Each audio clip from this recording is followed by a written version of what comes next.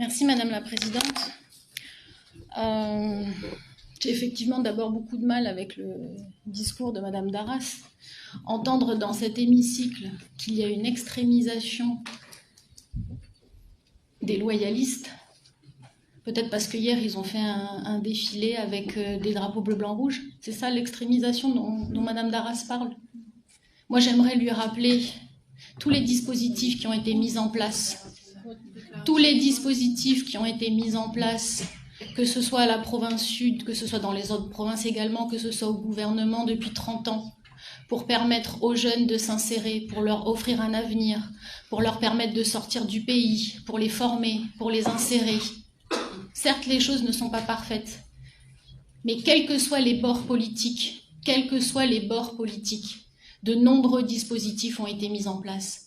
Et moi, la victimisation dont vous parlez aujourd'hui, je ne peux plus l'entendre. Parce que ce qu'il va se passer, et la présentation du budget supplémentaire en est la preuve, c'est qu'aujourd'hui, nous sommes incapables de surmonter la crise que nous sommes en train d'affronter. Nous sommes incapables de financer les conséquences du terrorisme que nous subissons. Il va bien falloir vous mettre ça dans la tête. Le service public apporté aujourd'hui aux populations par la province sud, c'est terminé. Et c'est bien ce que montre la présentation du budget supplémentaire. On a été capable de faire face à une baisse de l'activité économique suite aux 3 référendums, parce qu'évidemment, ça a fait fuir un grand nombre de personnes en Nouvelle-Calédonie, fait baisser la consommation et eu un impact conséquent sur l'économie. On a été capable de faire face à la crise du Covid, mais aujourd'hui, c'est terminé. Donc oui, effectivement, vous avez raison. Il va bien y avoir un changement du modèle social et économique. Mais il ne va certainement pas aller dans le sens dans lequel vous souhaitez qu'il aille, parce que tout simplement, Madame Darras, nous n'avons plus les moyens. Il y a 250 milliards de dégâts. Il y a 20 000 personnes au chômage. Il y a 800 entreprises qui sont détruites. Comment vous voulez générer de la richesse et comment vous voulez financer de la solidarité de cette façon-là? Et même avec une aide massive de l'État,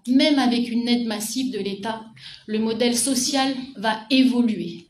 Le modèle de solidarité que nous avons tous soutenu, que nous avons défendu ici, avec tous les dispositifs qui l'accompagnent, eh bien, va bien falloir vous le mettre dans la tête. Hein. C'est terminé. C'est terminé parce que nous n'avons plus les moyens. Là, on a 2 problématiques qui viennent de nous être présentées. Une problématique de trésorerie, et là, on va avoir des décisions extrêmement douloureuses à prendre. Et on a également une problématique budgétaire. Et là encore, il va falloir qu'on prenne des décisions courageuses et revoir effectivement le modèle. Donc je vous attends pour avoir ce débat-là. Je vous attends pour qu'on débatte du modèle de société qu'on veut. Et j'attends vos propositions pour nous dire comment vous allez financer ça. En tout cas, aujourd'hui, on n'a pas le choix. Et moi, vraiment, c'est pas par gaieté de cœur que je vais voter ce budget supplémentaire. Et je pense que c'est le cas de tout le monde ici.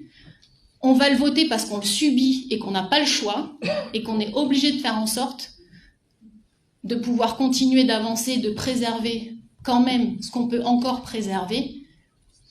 Mais en tout cas, c'est pas avec réjouissance que je m'apprête à voter ce budget supplémentaire, même si je sais les efforts qui ont été faits ici, même si je sais que c'est compliqué pour tout le monde.